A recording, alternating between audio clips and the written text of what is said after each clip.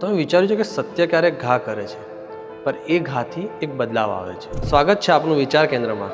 અહીંયા માત્ર વિચાર કરવામાં નથી આવતા, પરંતુ એ વિચારને એક નવી ઉડાન કઈ રીતે આપવામાં આવશે એ ચર્ચા કરવામાં આવે છે.